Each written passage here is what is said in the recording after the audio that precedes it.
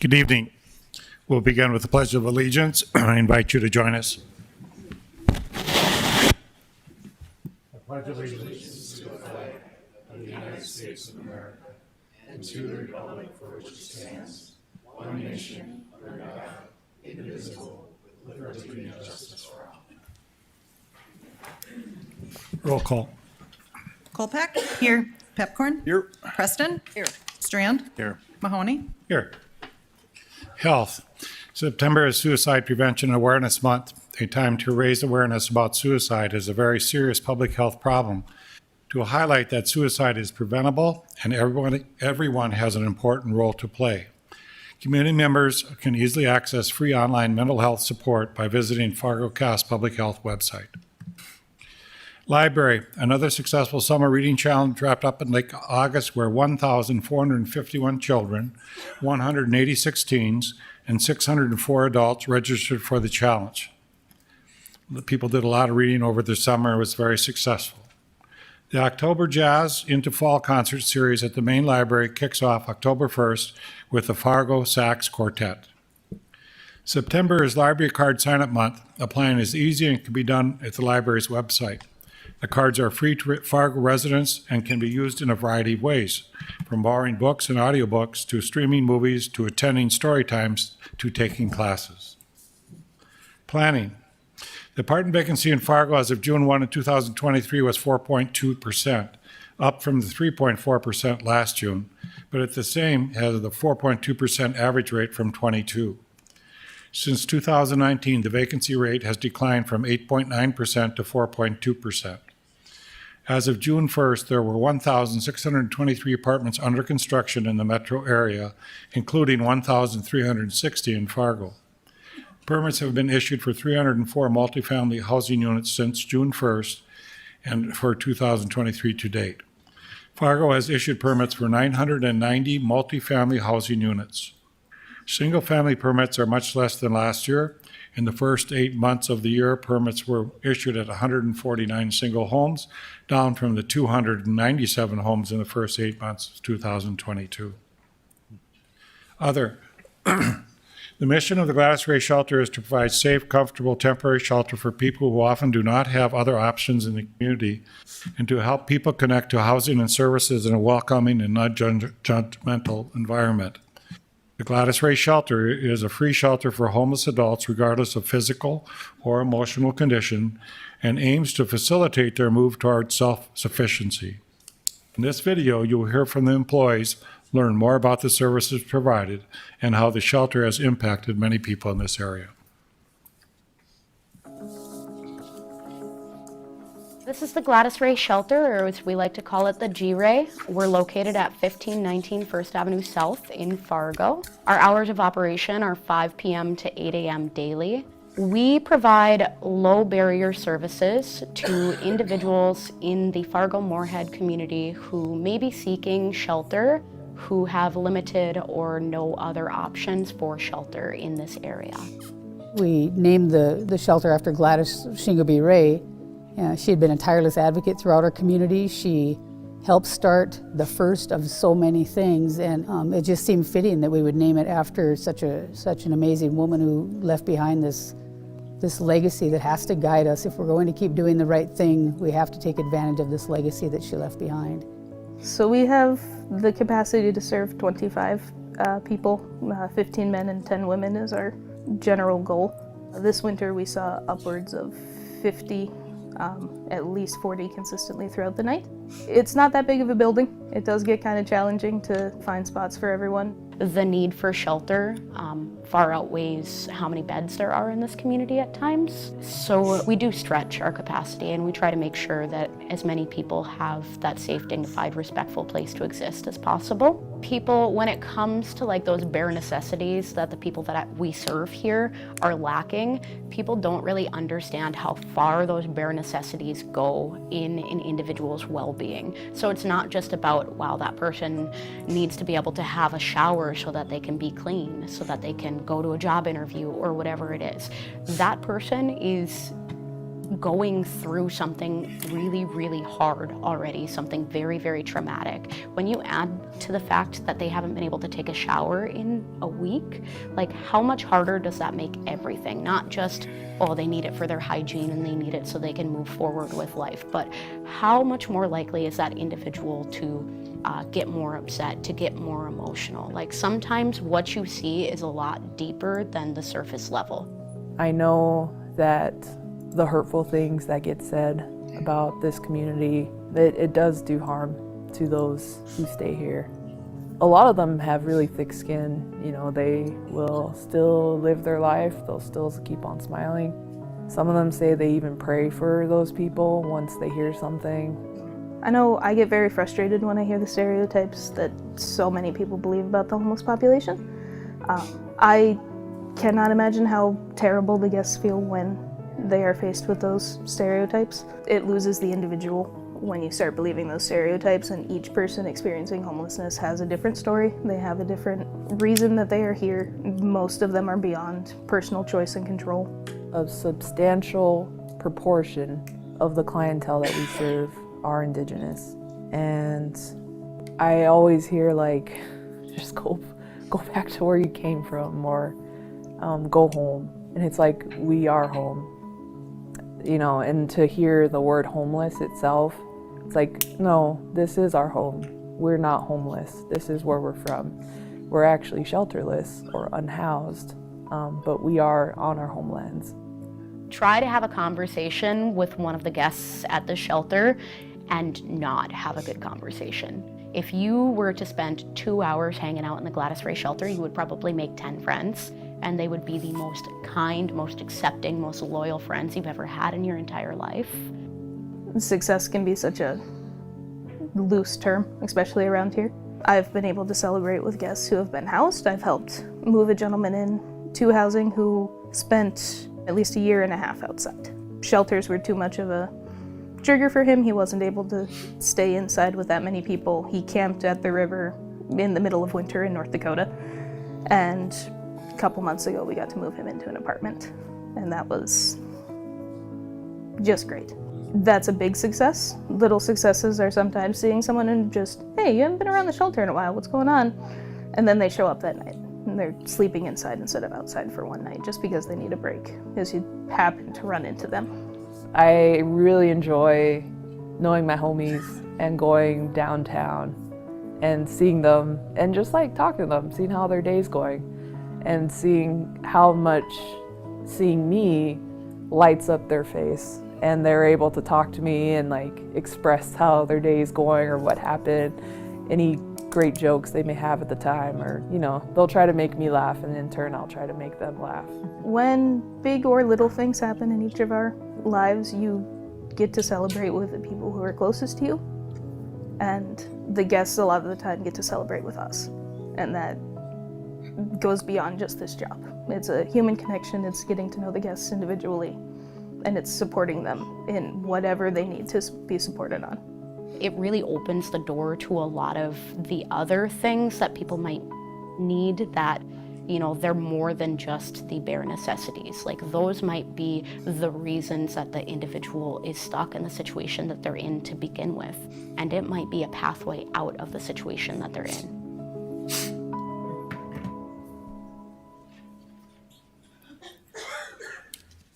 Nicely done. Is there a motion to approve the order of the agenda? So moved. Was there a second? Second. Any discussion? All those in favor say aye. Aye. Aye. Motion carried. Is there a motion to approve the minutes of the September 5th, 2023 regular meeting? Also move. Is there a second? Second. Any discussion? All those in favor say aye. Aye. Aye. Motion carried. Is there a motion to approve the consent agenda items 1 through 42? So move. Is there a second? Second. Moved and seconded. Roll call vote, please. Strand, Yes. Preston, Yes. Kolpak, Aye. Pepcorn, Aye. Mahoney. Aye. Resident comment period. I have two people speaking tonight. Faith Dixon's up first.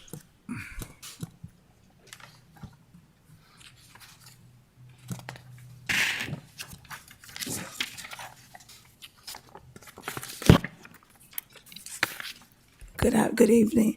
I'm going to have Karen read my statement if that's okay. I'm having a little bit of some problems with my asthma, so I appreciate. But this is coming directly from me, so thank you. Good evening, Commissioners. I was disgusted and outraged after watching the special liquor control meeting this past Wednesday. If you haven't watched it, I encourage you to do so. First, I want to address the statement that was made that having a liquor license is a privilege, not a right. For your information, it became our right when those who spearheaded the civil rights movement, such as Dr. King, who fought for our right to be treated as fair and equal as our white counterparts. This right is protected by the Title VI of the Civil Rights Act of 1964 and the Office Justice Program statute. It is apparent that the attitude of the Liquor Control Board is being controlled by a racist dictator that needs to be addressed by this commission soon before more chaos is created. I believe the image that FPD is trying to create about District 64 is unfair and is racially motivated. The fact that this business stood before the Liquor Control Board and provided video evidence and testimony of the constant harassment and unprofessional behavior by Fargo Police Department is being ignored. Let me remind this board of the law, which states discriminatory harassment is unlawful for state or local law enforcement officers to engage in. This pattern or practice of conduct that deprives persons of rights are protected by the Constitution and laws of the United States. Thank you. West Philomé.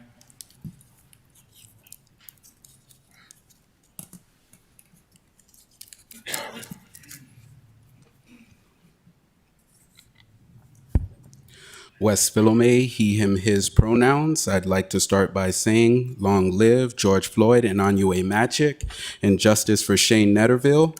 In the name of transparency, I'd like to make note that I've known the owners of District 64 for 17 years. Friends or not, there is no way that I could have watched what occurred at the last Liquor Control Board meeting and not be in front of you today. It would completely go against what brought me to City Hall in the first place, which is the over-policing of Black people in this country. During the meeting, video was presented showing 7 Fargo police officers storming their business like a drug raid. Chief, can you share with us another instance where this has occurred at another liquor establishment? Despite a minor breaking the law and entering their bar with a fake ID, Fargo PD believed the owners of District 64 to be the liars who had not carded her. They were proved wrong. Still, she received no citation. A member of the Liquor Control Board suggested they force patrons to pull up their Facebook profiles and ID to verify their age. What other bar has been tasked with such a pervasive tactic? He then went even further by suggesting they force patrons to provide a debit or credit card to match their ID at the door, which presents huge risks to all involved. Finally, he chastised them for insinuating they were being treated unfairly by Fargo PD. He told them that they should expect being treated arbitrarily as the new hotspot. But if memory serves me correct, I have not seen the owners of the OB, Windbreak, Fort Knox, Cowboy Jacks, Dempsey's, or anyone come into these walls to beg and plead the way District has. Oops, Club Africa. Despite taking drastically more stricter measures than any bar in Fargo, District 64 has still been wrongfully targeted, penalized, and expected to be nothing short of perfect. Meanwhile, all the other license holders are expected to meet the minimum. The head of the Liquor Control Board has a history of racially motivated attacks on new Americans. Both owners were once new Americans. He wanted to penalize them twice, but the board decided on one. This commissioner votes against everything meant to benefit Black and marginalized groups, yet we are believed to believe he's treating District fairly. It's time you all do something about the Liquor Control Board. That never has any updates. Enough is enough. Thank you. We're going to go on to our public hearings now. Item 44, Interstate Business District Addition. Approval recommended by the Planning Commission on 8/1/23. A growth plan amendment for residential area lower and medium density to commercial and proposed park to industrial and commercial. Zoning change from agricultural to a conditional overlay, general commercial with conditional overlay in public and institutional. It's the first reading of the zoning ordinance, and it's the plat of the Interstate Business District Addition. Donald Crest to explain. Good evening, Commissioners. Donald Kress of the Department of Planning and Development. I'll be presenting this item. Your packet includes an ordinance prepared by the City Attorney's Office. As the Mayor stated, this is the Interstate Business District Addition, a plat of the portion of west half of Section 15, Township 140 North, Range 49 West, a growth plan amendment, and a zone change. Commissioners, this may look familiar to you. This is a chart that was in your staff report here. It was before you on July 10th. Your motion at the July 10th meeting was to send it back to the Planning Commission for further consideration. There was a Planning Commission meeting again on August 1st of this year. The Planning Commission, after a lengthy hearing, voted to approve it to 5-2, and so brought it forward to your commission. You'll also note that there is a laydown item that you received today, a letter, an additional letter from the residents in the adjacent Riley's Acres ETJ area expressing their concerns. Just a little location here, additional location here. This is the subject property. Pardon my slightly imperfect drawing on PowerPoint there. This is the City of Riley's Acres here. This area of Riley's Acres extraterritorial jurisdiction is where many of our testifiers for tonight will be from. This area north of it is Fargo's extraterritorial jurisdiction, which is not part of this project, but as you see, it's just adjacent to Riley's Acres ETJ and across the road and the ditch from the subject property there. Again, here's that location, subject property, Riley's Acres ETJ, and as you see a little better on the detail, there is 45th Street and Drain 40, County Drain 40, separating the ETJ over here from the subject property. This is the plat of the subject property. There's 15 lots. I'm going to turn it so north is at the top there, so you're more used to that. Lots 2 and 8 will be publicly owned lots. The other lots on the west side will be general commercial with a conditional overlay, and the lots on the east side will be limited industrial with a conditional overlay. We'll talk more about that in a minute. The current growth plan, there's a growth plan amendment. The current growth plan designates the separate subject property as commercial, residential, and open space park. The proposed growth plan amendment would designate the west side here as commercial, along with the existing commercial, and then industrial along the east side here. The current zoning is agricultural, plus a small piece up here of limited industrial zoning with a conditional overlay.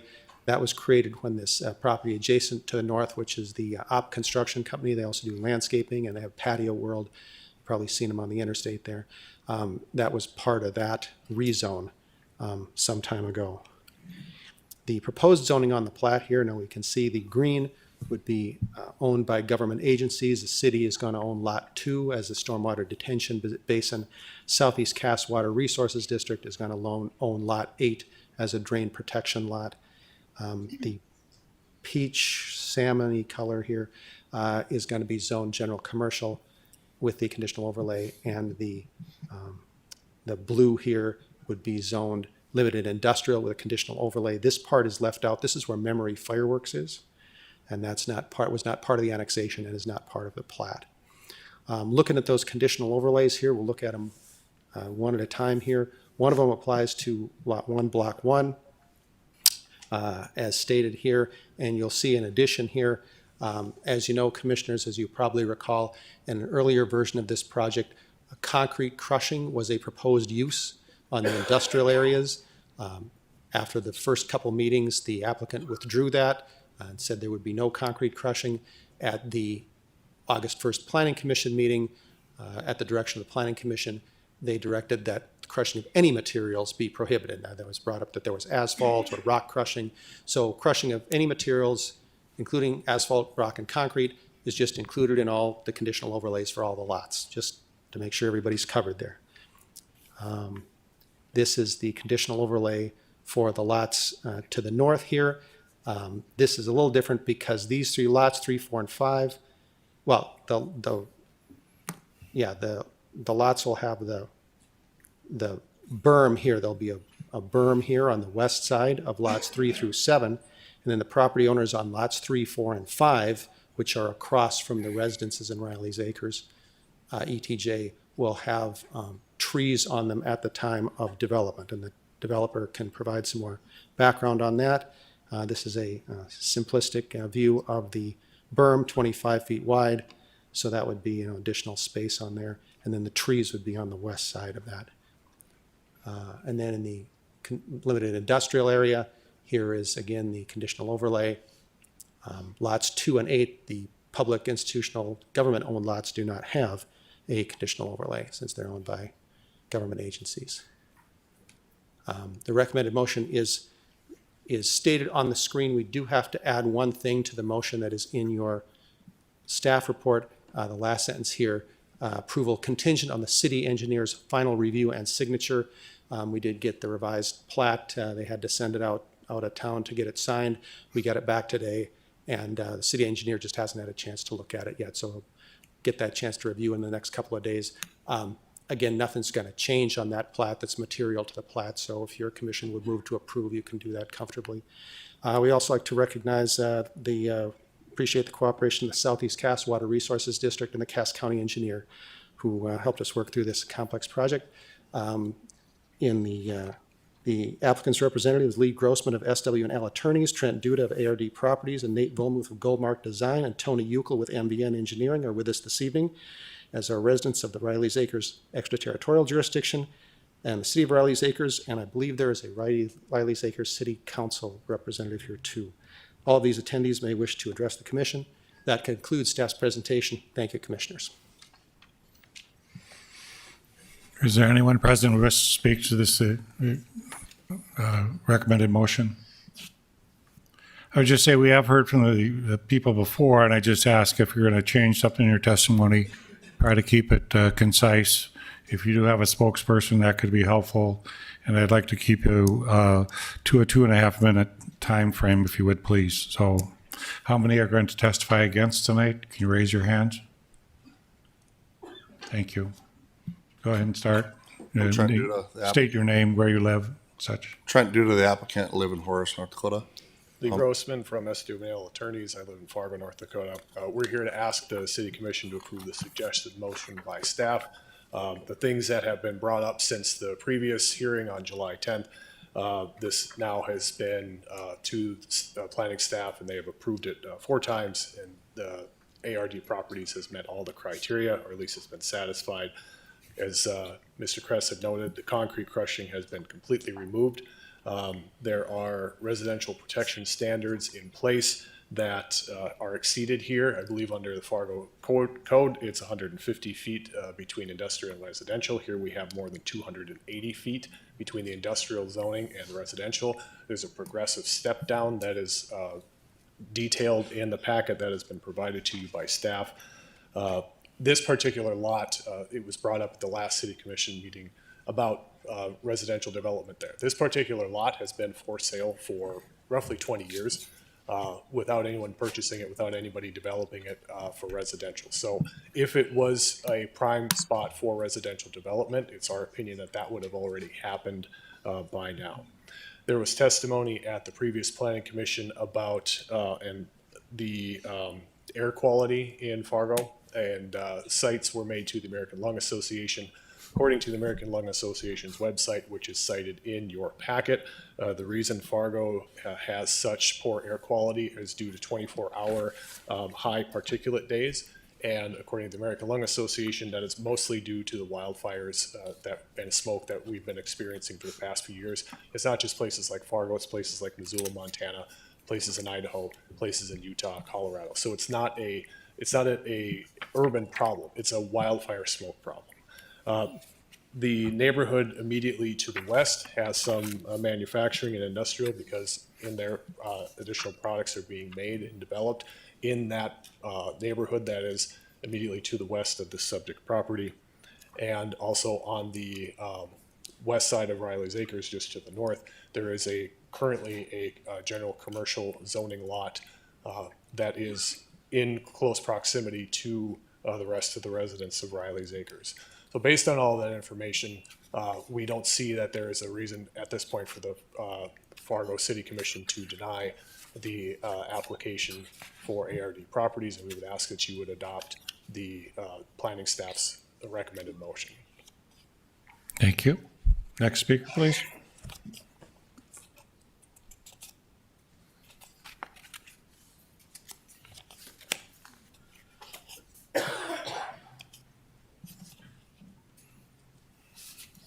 Hi, my name is Michael Estina. I've lived on 45th Street for 51 years, and I'm now right across from Lot 4 of the proposed development. What has changed since the Planning Commission 4-3 denial recommendation vote, which was brought to you on your January 10th meeting? The planned new zoning proposal for this area has not changed since the information you had on July 10th. What has changed is the Planning Commission board that sent a 4-3 denial recommendation has now sent a 5-2 approval recommendation. 2 members that voted for denial the first time were replaced by 2 other members that voted to approve the recommendation with removal of material crushing. Thus, you received a 5-2 vote to approve. Both recommendations still had members that had concerns about this zoning. There are many people opposed to this zoning, including the residents of Riley's Acres ETJ, the city of Riley's Acres, and as far as I know, only the developer and the Planning Commission staff, none who live by the area, support approval. In my opinion, the proposed zoning change is not consistent with the surrounding land use, which is mainly residential, and no one can determine the effect of our property values, even stated by the commission, the staff. Also, and here's another point, also we do not have a way to object to future permits for the area.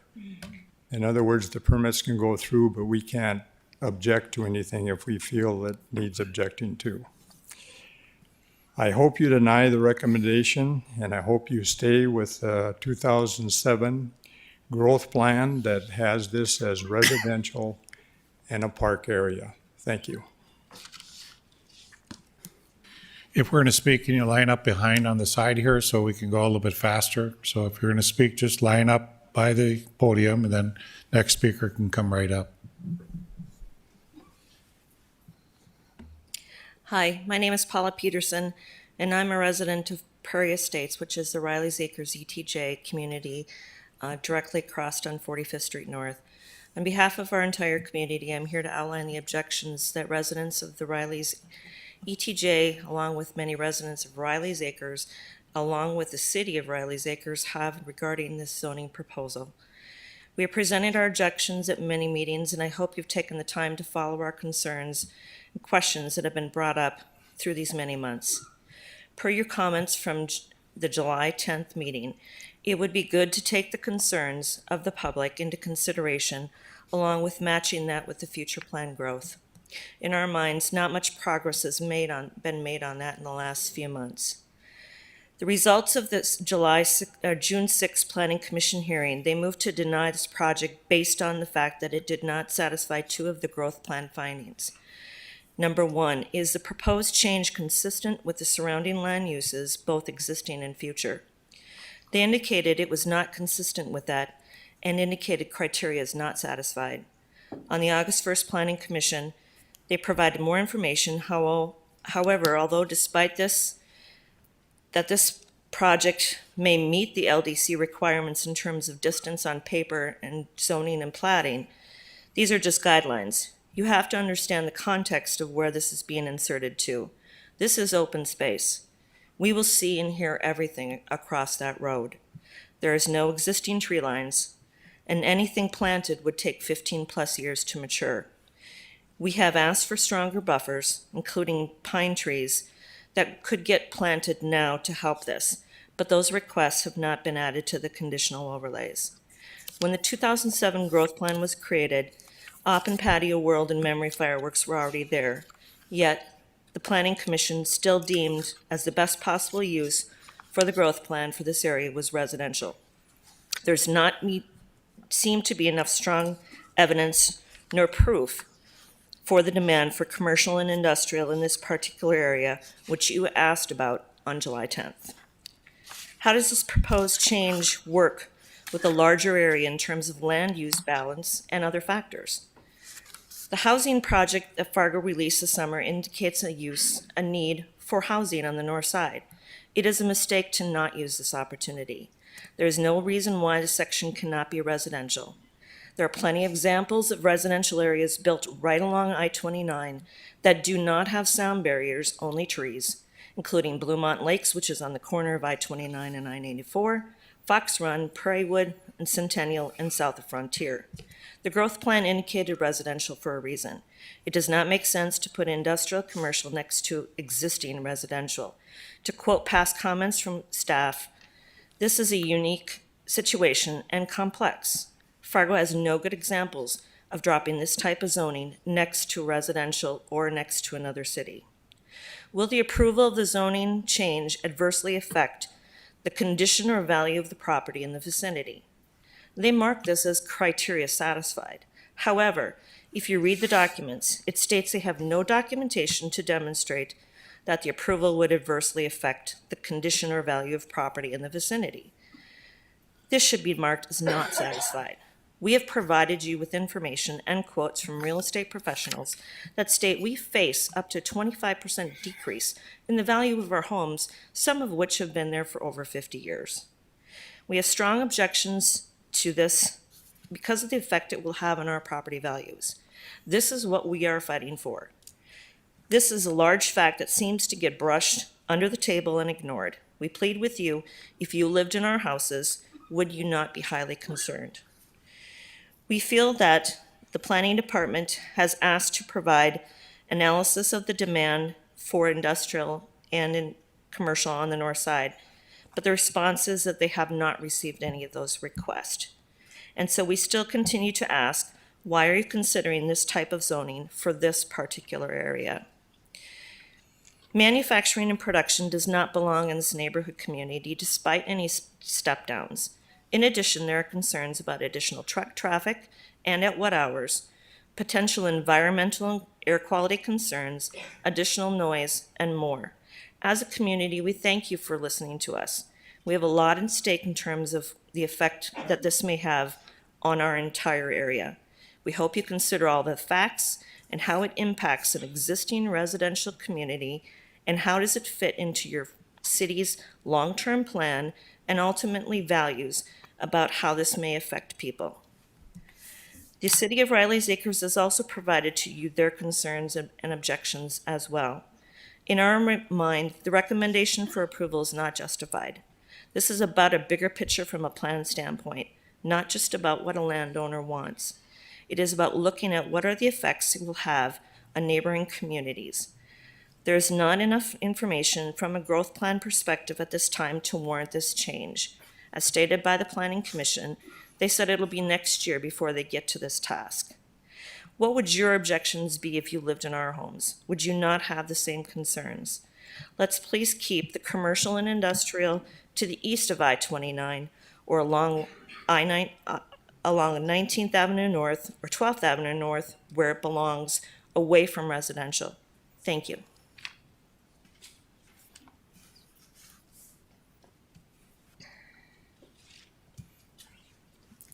Hi, my name is Kyla Dubord, and I am a resident on 45th Street North.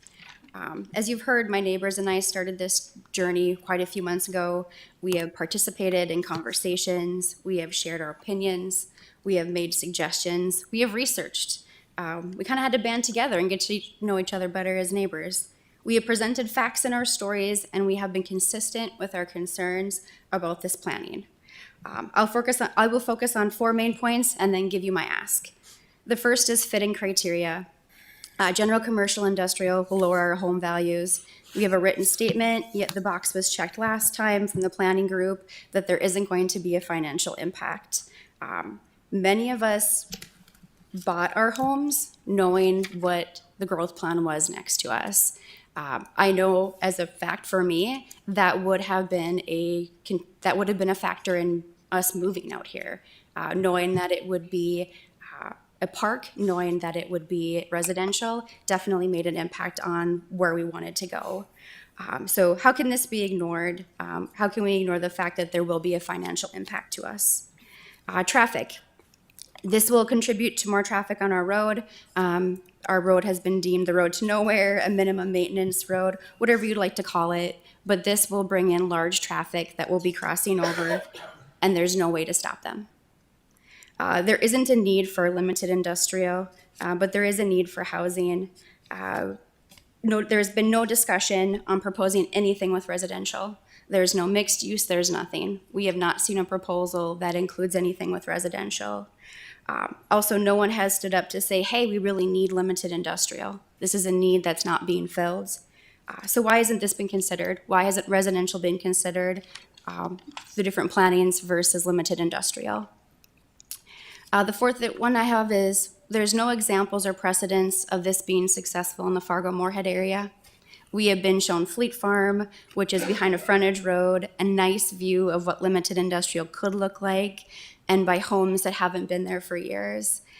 We are shown the nice side of limited industrial, which doesn't match what Earthworks does today in the location today, the dirt pile that's there, the traffic that is there, nor at their 12th Avenue location. So what we're being shown as examples don't match up to what actually exists today, and that can't be ignored.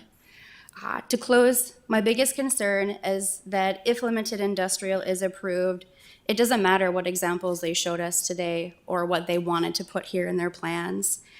Once it starts, it can't be undone, it can't be switched. What if my home value decreases by 25%? What is Fargo gonna do? What can we do as homeowners? We can't go back and unbuy our homes. We can't lift our house and move it around. There is no option for us other than hoping that you vote in our direction. And that is my ask, to honor the existing growth plan. If we can't honor the existing growth plan, push back on having a mixed residential commercial area. We haven't seen that as an example. And if that can't be done, why not leave it as general commercial? There is no need for limited industrial. Thank you for your time. Next.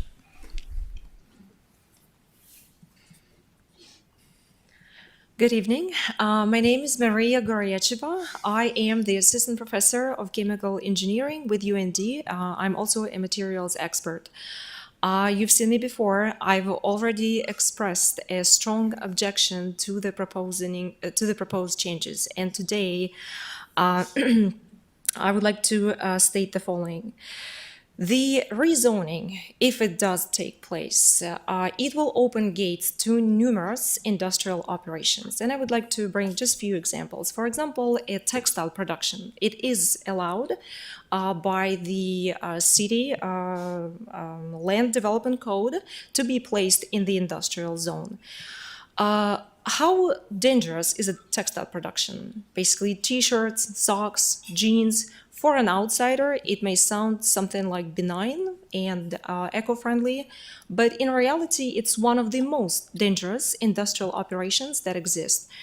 For the fabric to get the color that the production want to get, we use very toxic, extremely dangerous solvents and dyes, and all of them are potent carcinogens.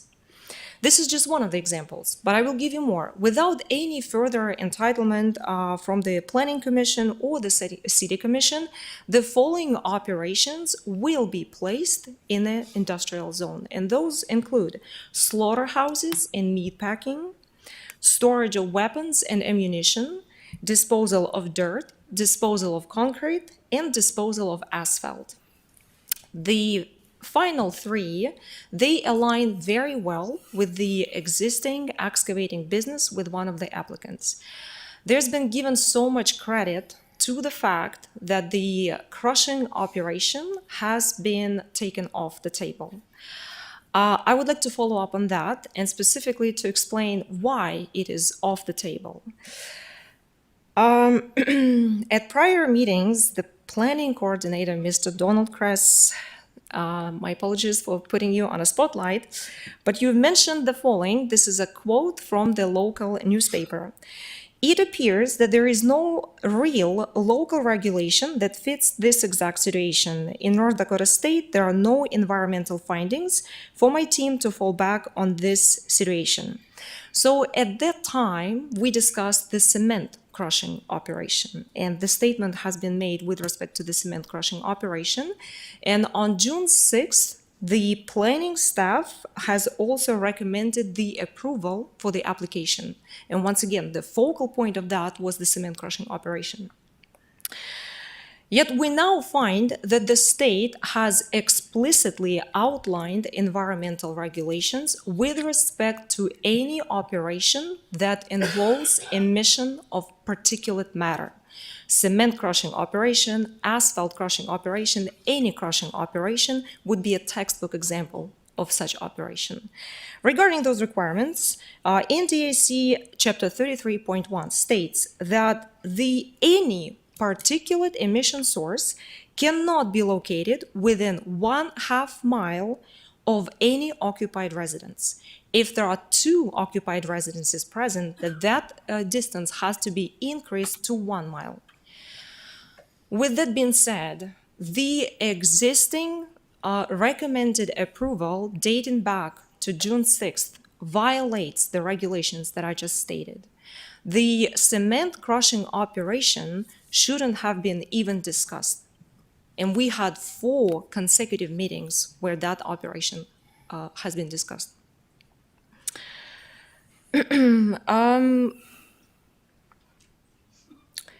Seeing a mistake of such high caliber taking place shakes the very foundation of our trust in planning staff. Are we protected from a mistake like that taking place in the future? When an industrial zone is being considered next to residential, there is simply no room for error. This brings me to the next point. If we ought to look at the application in its current shape, there is one particular statement regarding the air quality, and I will have to quote. During the testimony at the several hearings on the project, there have been several public comments regarding a concern for air quality related to industrial development. Staff does not have the background to evaluate concerns about air quality related to health, end of quote.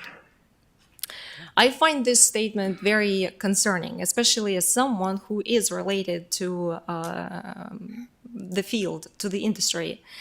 If we ought to look just at the research that is available, open public, open access, the American Lung Association published a list of 25 cities, most polluted cities by daily PM. What that means a short-term particle pollution. And unfortunately to all of us, Fargo is a new addition to that list. We're currently ranked number 22 out of 25. It has been mentioned right before me that the reason for that is wildfires. I would doubt that. First, there is no statement made by the American Lung Association related to that. And I will highlight again, Moorhead is not a part of it. It's Fargo sharing the place with Wahpeton. If we ought to consider the Cass County alone and the air quality in Cass County, the probability of contracting airborne cancer in Cass County alone is 21% higher than statewide. The potential risk of developing serious respiratory complications over the course of a lifetime in Cass County is 43% higher than statewide. Despite this data, the staff is recommending approval for the application. This brings me to the very last point.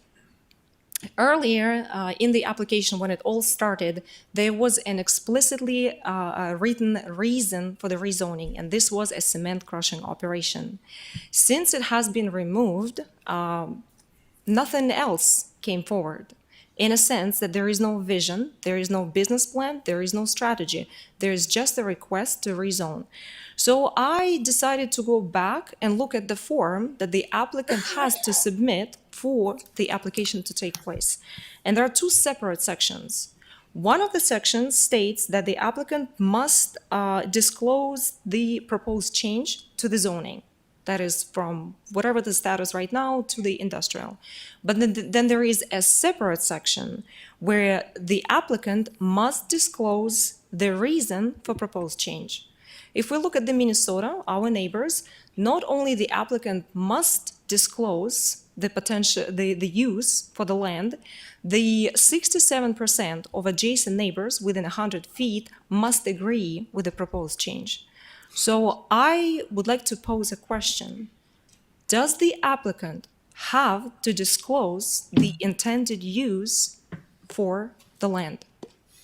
This isn't a debate. You get to make your comments and finish. We have a recommendation to zoning change. You can take up your comment with his planning department at some time, but we just got to comment and we're not going to get into debate tonight. Are there any other speakers? Thank you for your attention.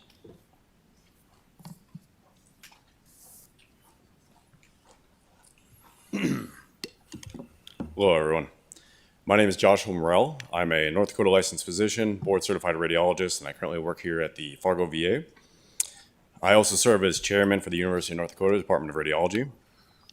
I've spoken to you previously mainly about the dangerous health consequences of prolonged proximity to industrial operations. We started with cement dust, and following the dissemination of unfavorable data, proprietor has pivoted to other industrial options. However, it should be understood that nearly all industrial processes generate waste. This waste will cause environmental contamination in the nearby area. I can't comment on the specifics of that information because this information has been shrouded by the proprietor, quite strategically, one might say. Regardless, as a physician, I can tell you that risk will remain. This risk will be difficult to contain, to monitor, or to regulate. Additionally, the risk cannot be sufficiently attenuated by a reduction in concentration. That is not hyperbole, so let me say it again. The risk will not be eliminated by reducing the concentration. Why would that be? Well, the issue here is duration of exposure. The people living nearby will be exposed day after day, week after week, year after year. So even when exposure is very small, it accumulates over time, and that can result in disease development. Could take 1 year, could take 5 years, could maybe take 20 years. In my humble opinion, none of these timelines are acceptable. To the citizens who have their domiciles in the neighborhood, we are the proverbial rats in a cage. At the conclusion of our prior meeting, you sent this problem back to the Planning Commission, asking them to form a cohesive plan for this zone and the surrounding area, which would align with the goals and principles of the city of Fargo. Well, unfortunately, the Planning Commission didn't complete this task, whether through actual failure or maybe avoidance is a more likely explanation. Rather, they again simply pushed the agenda through without the foresight or even contemplation of a comprehensive plan. I find this methodology to be particularly dangerous, and maybe this isolated piece of industrial land may represent the Trojan horse to bring subsequent disorganization to this area. Truly the antonym of planning. To the City Commission, at our last meeting, you empathized with the plight of the citizens. I ask that you please remember that feeling. The dominant sentiment was an isolated piece of industrial zone surrounded by residential and future residential did not make sense. This proposition is against the North Fargo Growth Plan. It is against the analysis for housing need.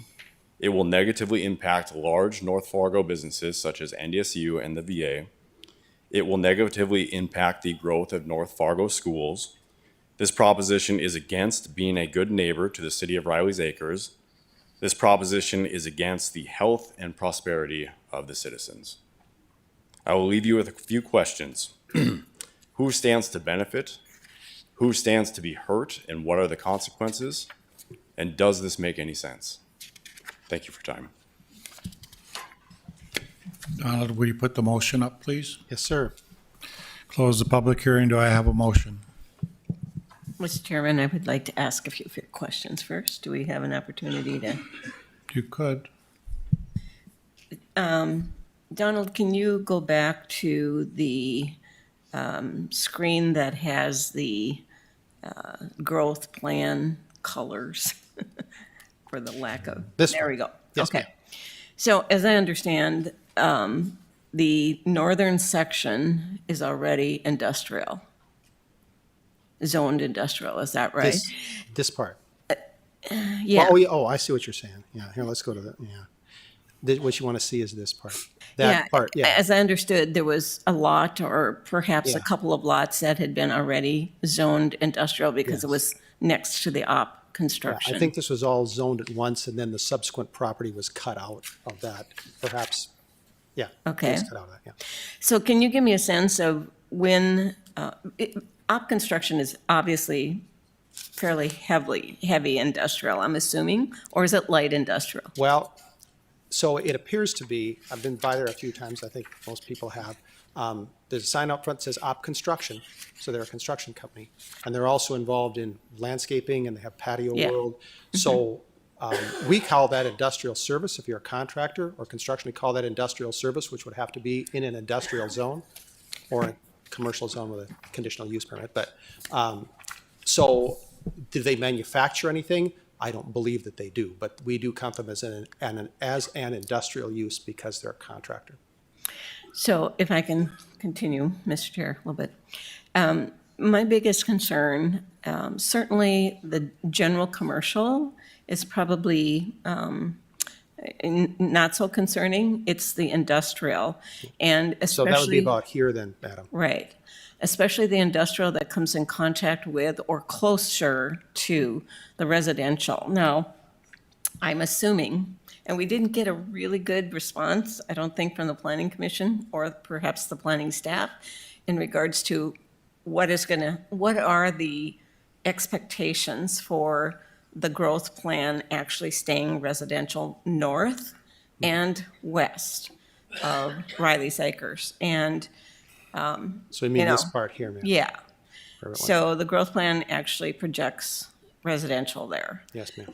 Assuming that that will stay residential, that industrial, those few lots on the north end of this project are industrial, and they are certainly in closer proximity. Can you give us a sense of, and I think I drove up there this afternoon just to get a sense of what this place looks like, and it's been a long time since I've been up there. Op construction is definitely, yeah, it looks heavy industrial to me.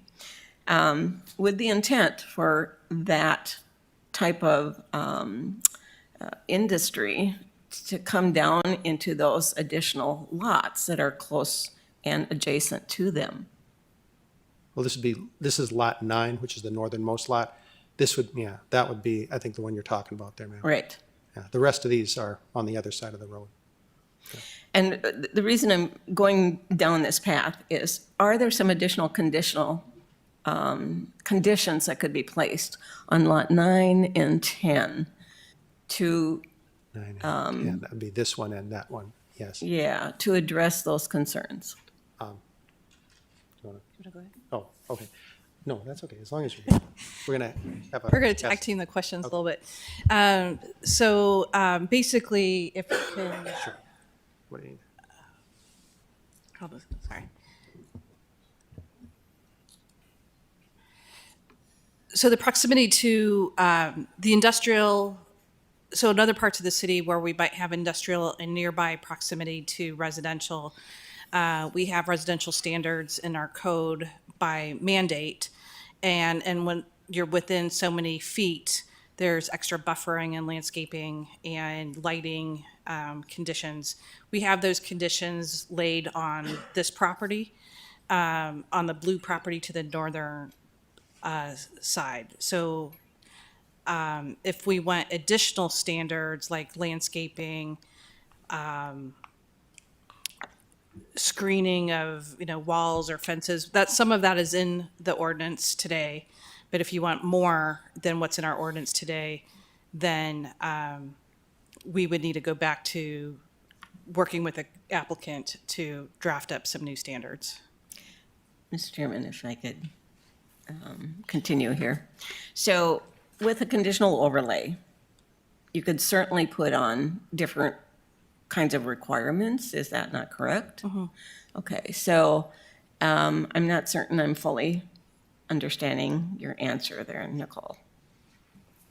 Well, Is but- there no possibility of adding additional requirements? If you're in the city of Fargo, your conditional overlays right now are 50 feet. This is 280 feet, right? 60. This is much different distance that you have on this particular plot than anywhere else in the city of Fargo for industrial sites. Yeah, so if we're trying to, yes, to answer Commissioner Preston's question, we can add standards, any standards that you might want to draft. Historically, as staff, we draft standards that talk about fencing, buffering, landscaping, things that would negate nuisances like noise and light would probably be the two most common complaints we get from maybe an industrial use. Many of those standards are already in the code today. What we added to those codes, to the code today, is a restriction on some of those uses and additional standards for lighting.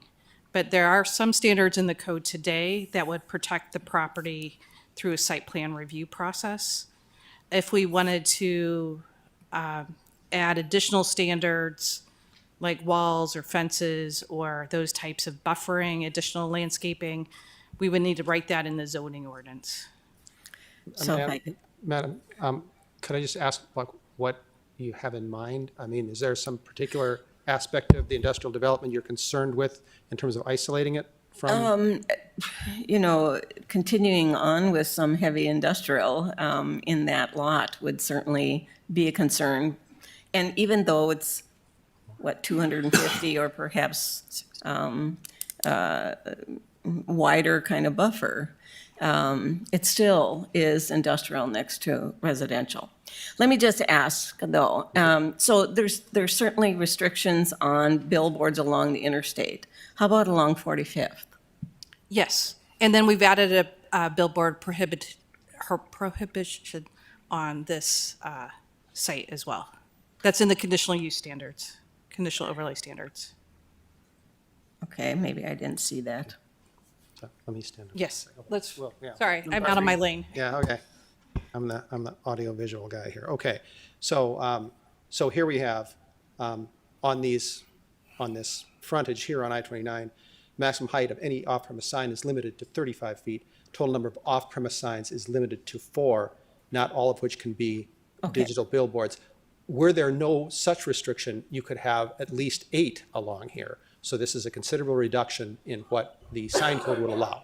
Okay, I apologize. I was looking at the documentation that we have in front of us, which was the original, probably conditional conditions, and maybe they've changed. Oh, it should be the updated one. Okay. It's tough with all the documentation to actually find the conditions, so I might have been looking at the wrong site. Okay. Requiring tree planting, is that part of this? Yes, so, Okay. but that's not on the industrial lots, ma'am. Well, and I will say the code itself requires lots of plantings. So we have between when a building can be built, can you go to the growth plan? Yes, ma'am. So in the growth plan, the yellow to the west on 45th Street, the closest a building could be placed to in that blob is probably still a good 300 to 400 feet from the center line of the road. And then from the center line of the road to the east, the closest a building could be is still another 500 feet. So altogether, between the buildings of the two lots, you might have a 1,200-foot barrier or boundary buffer between those two locations. in the code itself, we have screening requirements, planting requirements, setback requirements, lighting requirements in the standards today in the land development code.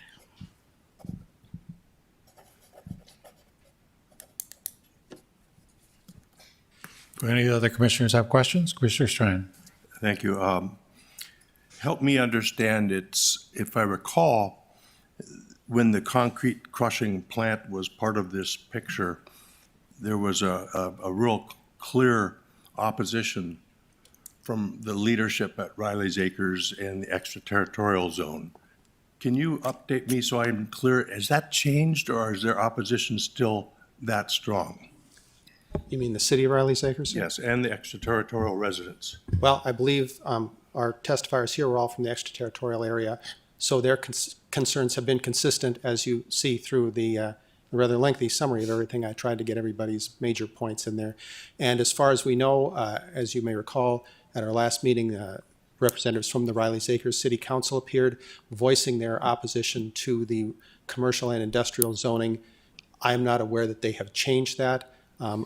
You have changed, though, Donald. You can't put concrete crushing. No, but I mean that their position has not Well, changed. they're against concrete crushing, and you took that out with your conditional overlay. Right. But yes, sir, they didn't send us an updated comment. So it's our understanding they're still very much opposed to this development.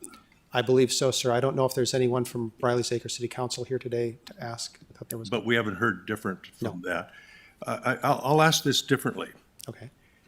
How would we feel if somebody next to our territory was developing and proposing changes and overlays that wouldn't fit our vision for our city? We'd go through the public process as we're doing now, sir. And would we feel good about a city next to us doing that against our desires? That's a hypothetical, sir. I don't. We're faced with the land use question that we have before you and the motion we have before us, Commissioner. So again, I'll say it differently then. I think we need to be good neighbors, like we would expect people to be good neighbors to us. You know, and if we have folks upstream that are so impacted by this and opposed to it, it's their city and it's their neighborhood. I just can't imagine us not giving the highest regard to their needs and desires. I just can't imagine us upturning what their vision is for their city. The difficulty we have in 2007, the growth plan went one direction. Since that time, we put an apartment on 29. It's a red apartments that you see.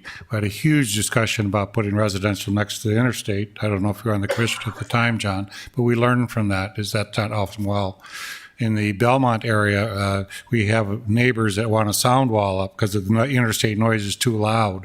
They think they have a reduction of real estate values. They think they have a reduction, can't sell a home in that area because we allowed somebody to put residential right next to the interstate.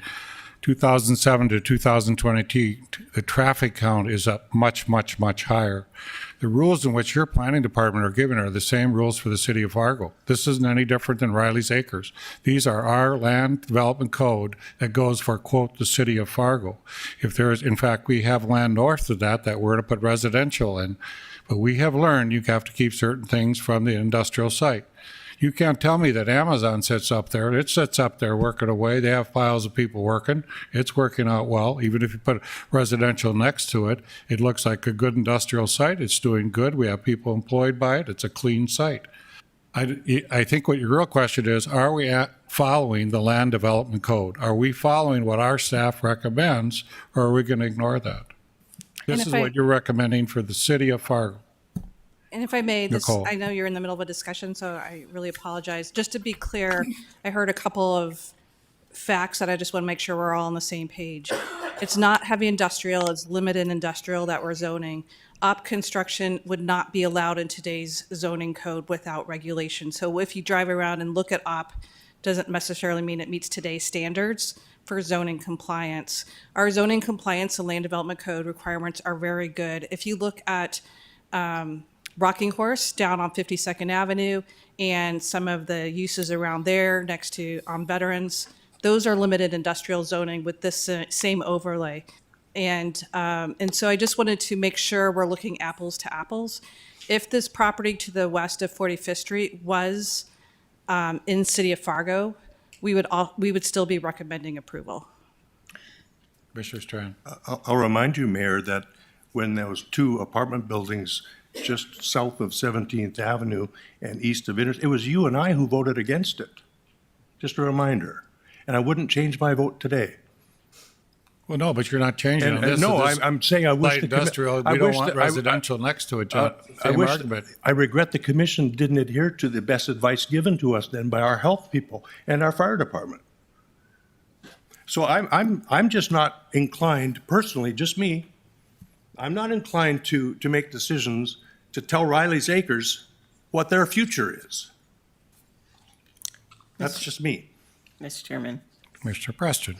So for me, it's not an issue of residential versus industrial. Residential probably is not appropriate next to the interstate. We all know that. It is general commercial versus industrial. And whether industrial is appropriate at one point next to residential. It's not, and by next to residential, I mean the new or the growth plan projects residential next to that northern section. So no, it's not about putting residential along the interstate. But I think, Gary, you're talking about is not what's being discussed tonight. That op construction is above the mark. What we're talking about, is it not? Yes. Yes. Op construction is also outside of the city of Fargo, sir. So, can we have the suggested motion, please? Yes, sir. Oh, sorry. Went too far. Do I have a motion?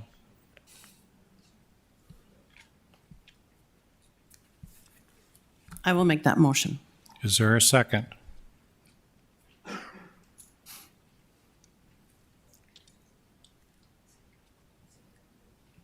Is there a second for sake of discussion? I will relinquish the chair and do a second for sake of discussion. Commissioner Pepcorn, you will chair it at this point. Actually, Commissioner. Excuse Oh, I'm me. sorry, Commissioner Preston. So is there any discussion on the motion? Mr. Chairman. Well, I'm a bit surprised because this is a recommendation from your planning staff that comes to this board, and they have looked at this more than any other issue that we've had before the commission for a very long time. We have reams of discussion, of testimony, of different people getting involved. This compiles with the growth plan, with our let you defend and say should go ahead. We still would have to have many of the proposals come before the commission to go ahead with any kind of industrial growth in the site, I presume. Just like if we plat it out or bring a business to that site. So I was just a bit surprised. People worked really hard on this, and staff's recommendation is what we're seeing on the board tonight.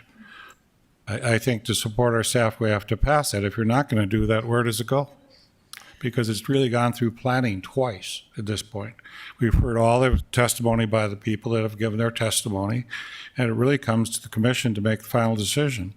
Otherwise, what are we going to do with this piece of land? Where does it sit? Because we have no decision. This is the time you have to make a decision, and to me, you have to support your staff. I'm going to ask staff to respond to the whole issue of industrial use. Once it's zoned industrial, the permits will not come back to us. There will be no review process, as I understand. Correct.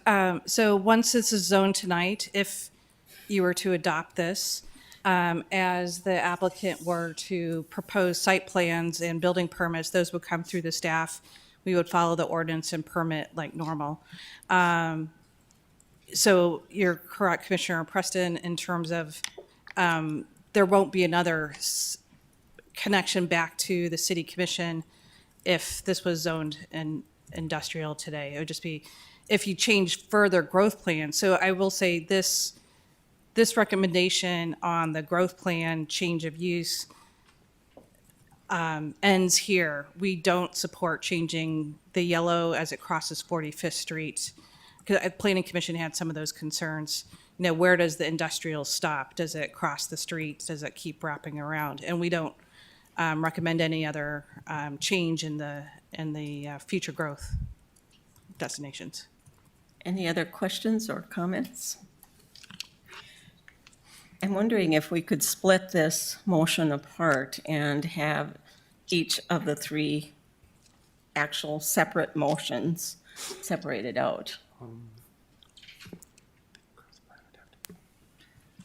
Confused. Yeah. Would you like some, so you could vote, so if you look at your motion, you see number 1, growth plan amendment, number 2, zoning, and number 3, the subdivision.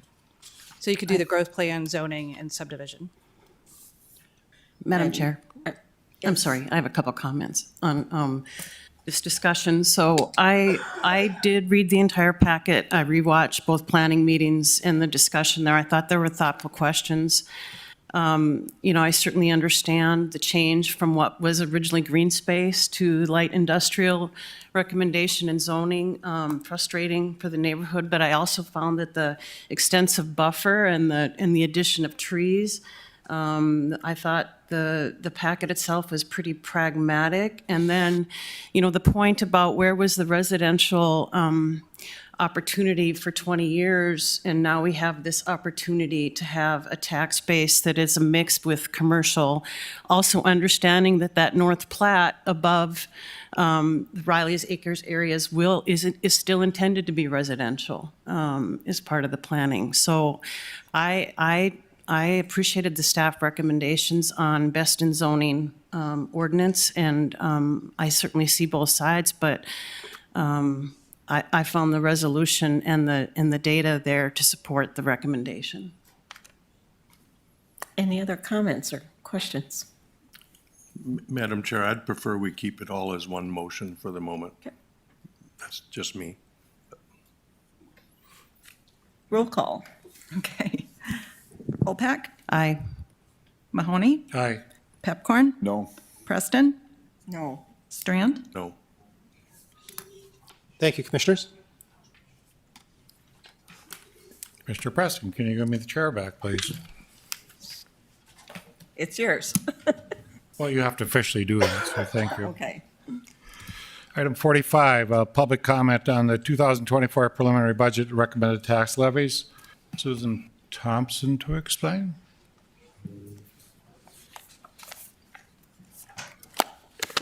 Susan Thompson not to explain? Mike? I have her down. Are you explaining? No, Mayor and Commissioners, this is just a public hearing opportunity for the public. There's no formal presentation of staff this evening. Following the public comment period this evening and the receipt of those comments, you'll be on schedule for a presentation from the budget team in 2 weeks on October 2. So this is really just an opportunity, as it has been in years past, for the public to comment. So thank you. So this is a public hearing. Anybody who wishes to speak about the budget is welcome to speak. Again, at this location to the side. I would ask to keep your comments about two and a half minutes, please.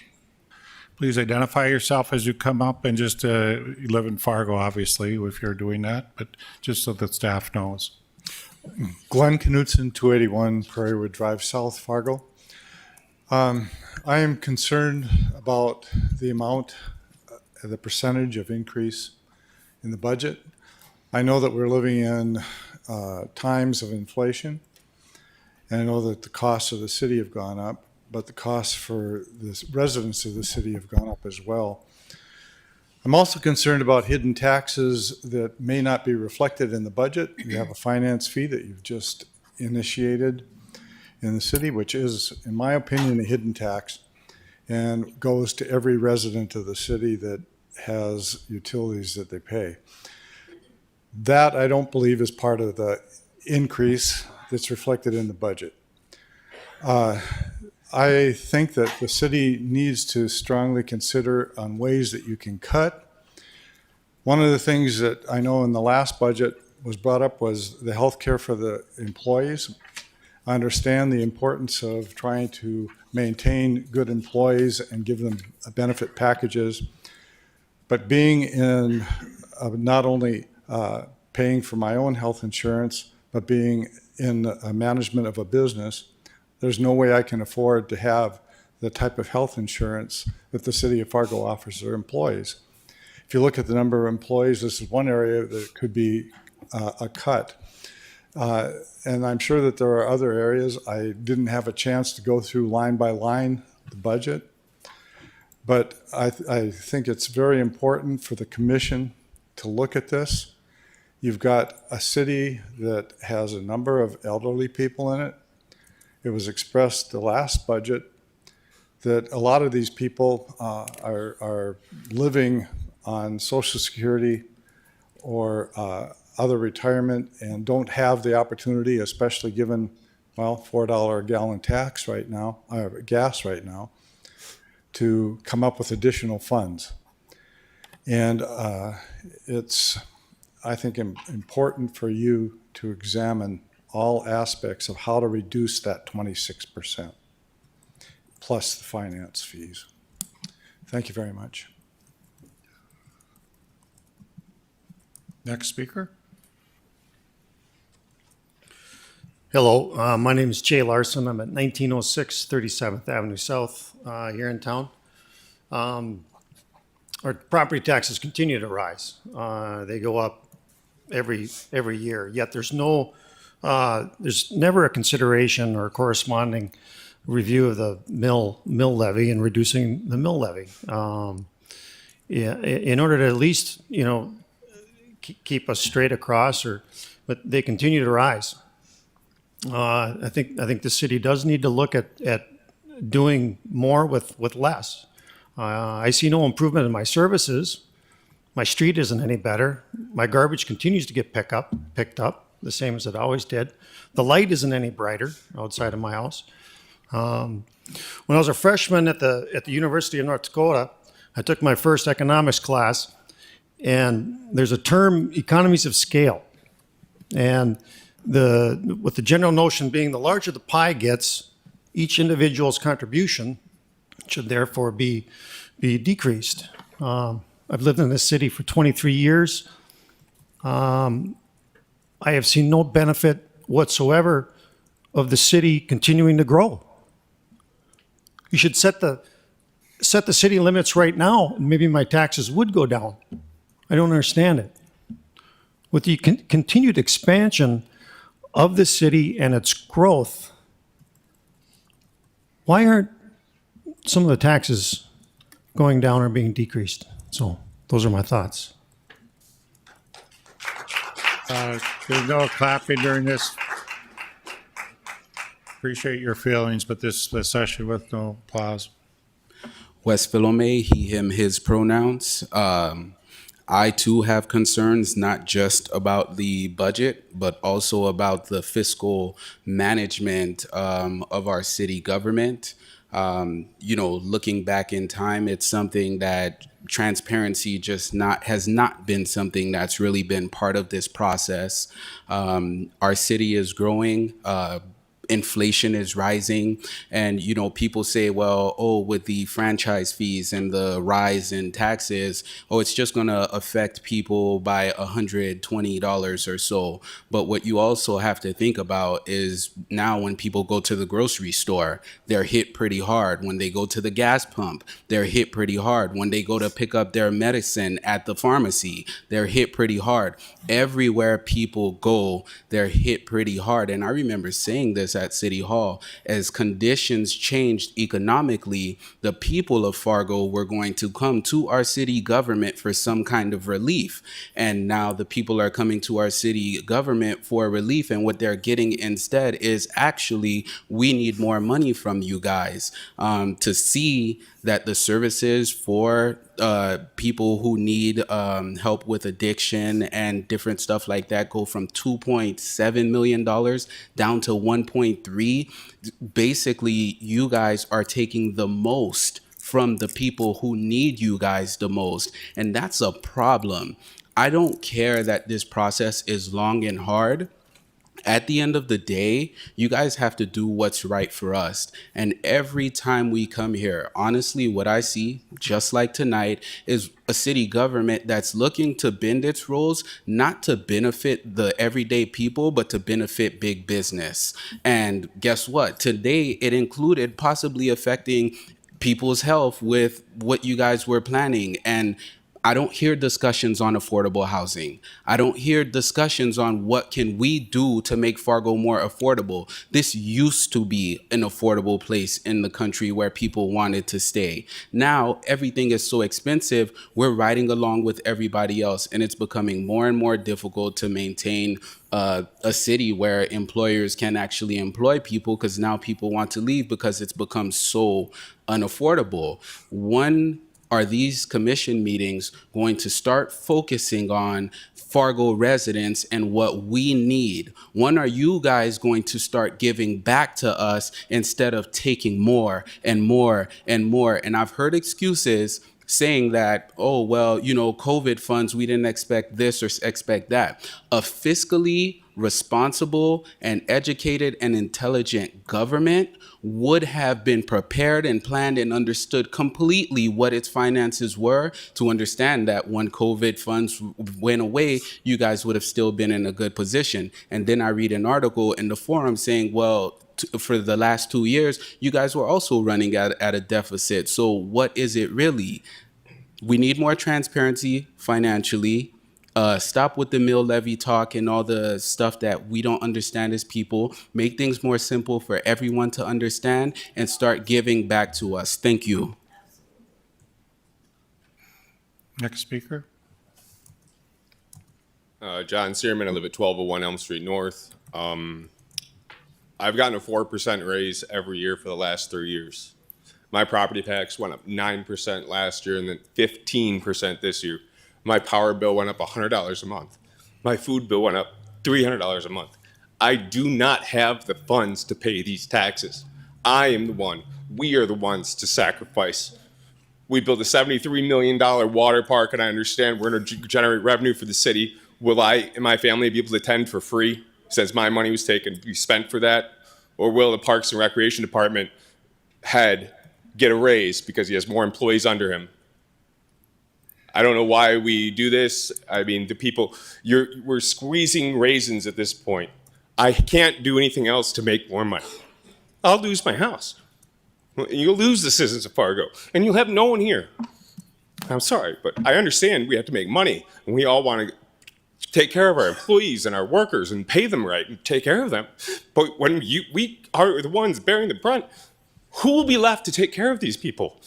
We're burning ourselves out from the inside. We're hollowing out. And the elderly people in these neighborhoods won't sustain, even if you give them those property tax breaks at 65 and over, where they're frozen. That's all I have to say. Again, no clapping. I'll recess the room if that continues. This is open for people to make their comments. You can agree with them. I understand that. This is time for us to listen. No applause. That's what I was coming to tell you. We just need you to listen. There's no applause for you. We just need you to listen. That was it. Thank you. Next speaker.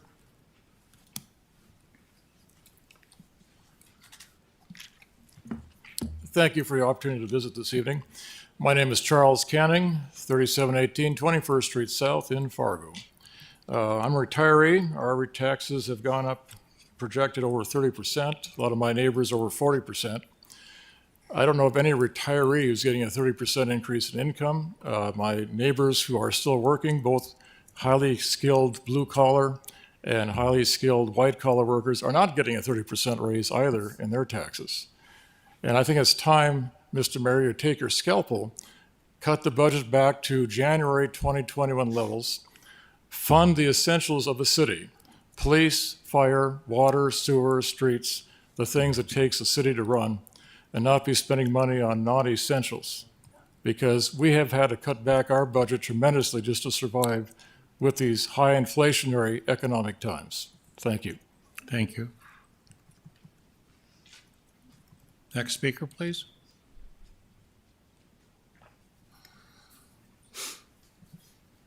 Hello, my name is Eric Eisenler. I live at 1345 15th Street South. I know all you guys. I worked for the fire department for 22 years. I'm a proud resident of the city of Fargo. The suggestion to trim the budget sounds good. I'll speak personally. I pay when you pay your property taxes, not all of that goes to the city of Fargo, right? So a portion goes to the city, a portion goes to the park district, a portion goes to the county, a portion goes to the school district. I pay a little over $1 a day. I don't live in a big house, but I pay a little over $1 a day to enjoy the services that the city provides.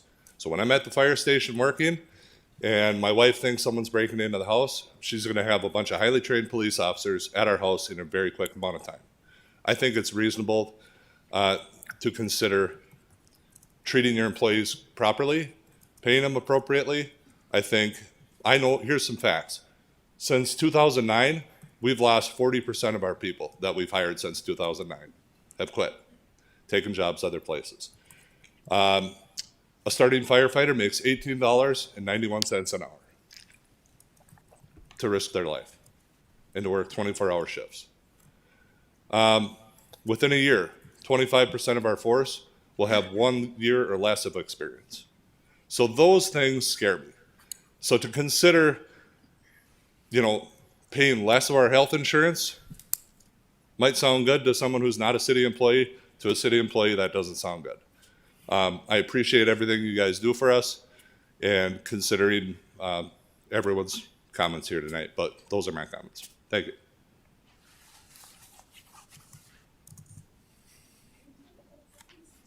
Anybody else want to speak?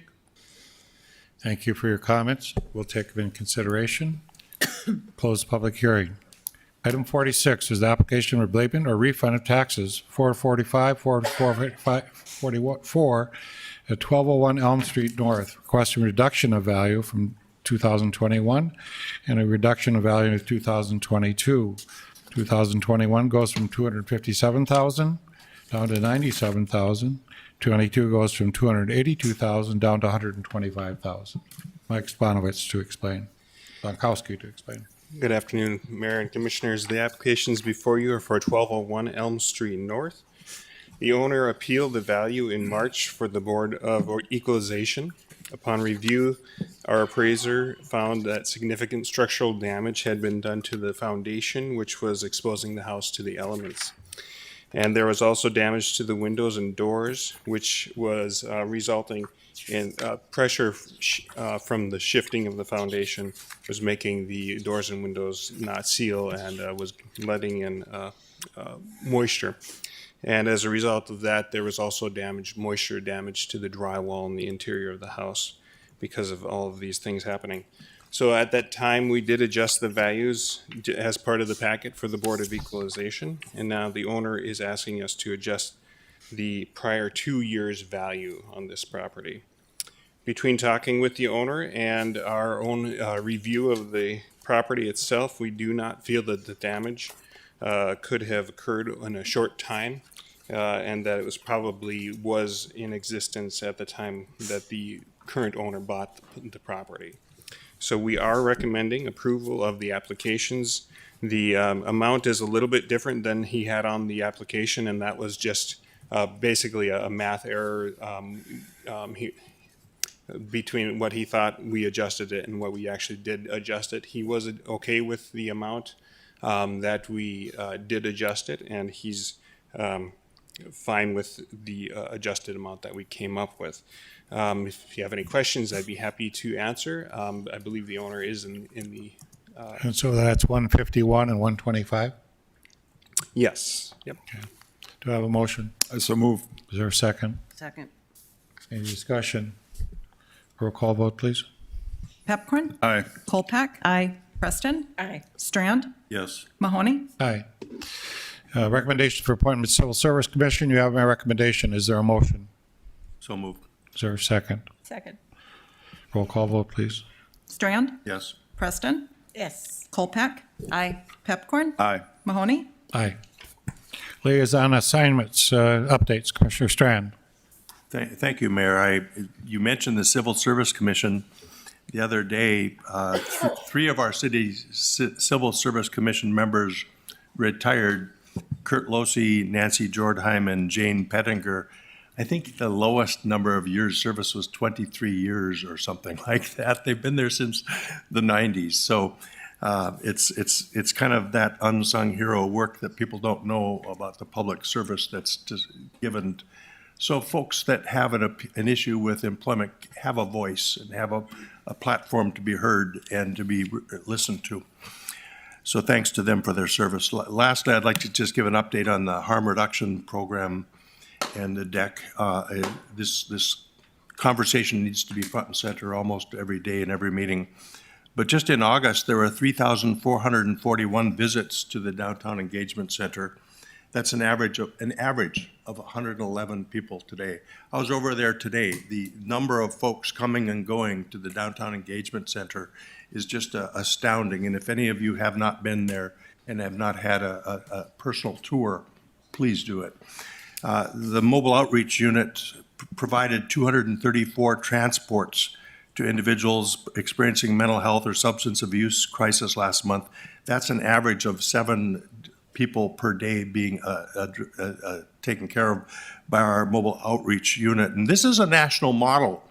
What we're doing in Fargo, this came from our people, and now almost every city across the country is replicating crisis response teams that Fargo had a huge role in shaping proactively.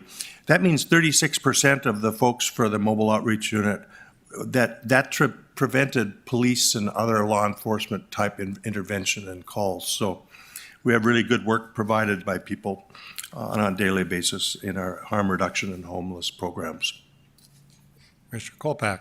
Yeah, two slides. First is Fargo Youth Commission, Youth Initiative. The Executive Committee is reviewing applicants for the 23-24 school year, and they will be sending their appointment recommendations to the October 2nd City Commission meeting for consideration. Applications are accepted year-round and are typically reviewed near the start of each fall, and it is available at the Youth Initiative website. And they plan to hold off their kickoff meeting in early October. And then water reclamation as part of enterprise utilities, some really good news here. I had the opportunity to have an extensive tour of the water reclamation plant and the progress of the construction they're underway. But as you know, the city of Fargo may not know, is using Clean Water State revolving funds, which are 2% to fund the landfill improvement project and the expansion of the water reclamation plant. And I will add that all utilities have long-term strategic infrastructure plans in place that are both delineate the work to be done, but also where the revenue and the sources of funding will come from. And this state program provides loan forgiveness based on a priority ranking system, and we are extremely honored and proud to announce the City of Fargo was recently notified the water reclamation project is eligible for a $4.3 million loan forgiveness, and landfill will receive a $1.5 million in loan forgiveness. So what does this mean? There's still future infrastructure building going on, and so they will be coming back with those funds having been forgiven, and you know, where does that come from, and what does it mean as far as future loan repayment savings? So congratulations on a job well done. Excellent. It's nice to get those grants.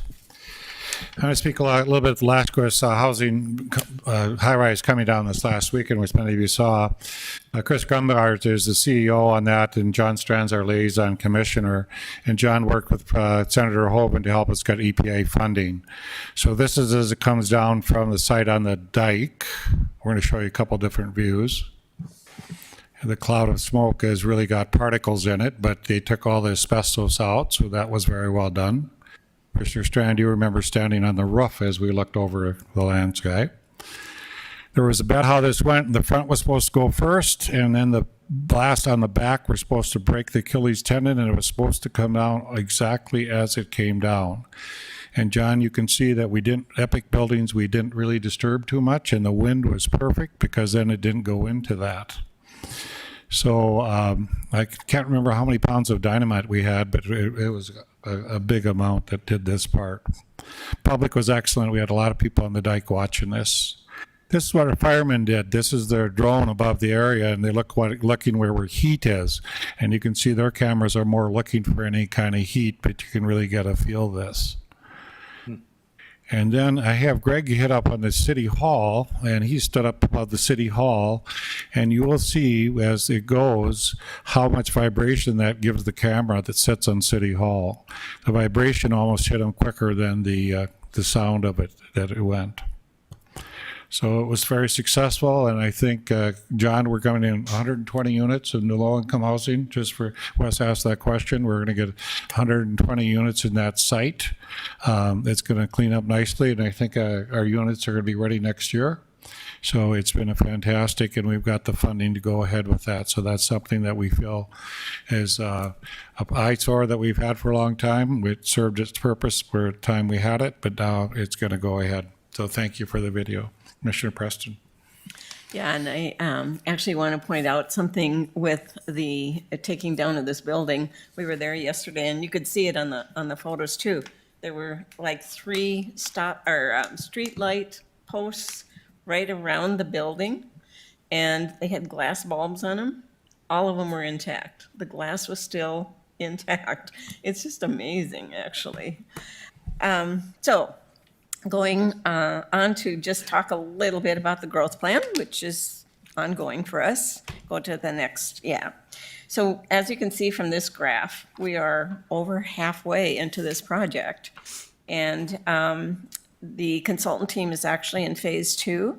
And if you go to the next slide, anyone interested actually in following along and even providing some input, go to fargogrowthplan.org and you can get information there.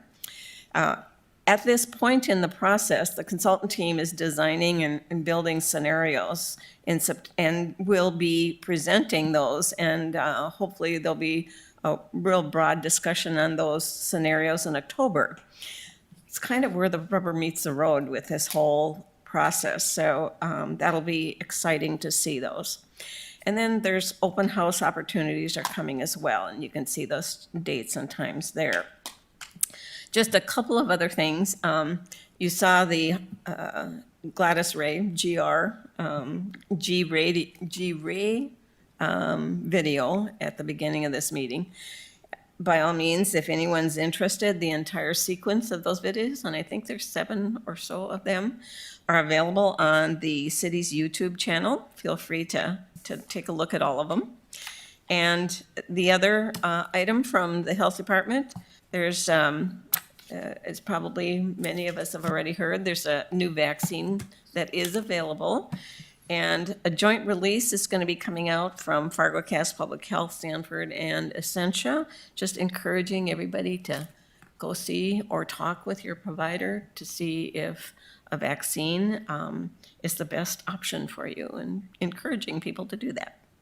That's it. Commissioner Pepper. No update, Mr. Chair. Motion to adjourn. So moved. Is there a second? Second. All those in favor say aye. Aye. We're adjourned.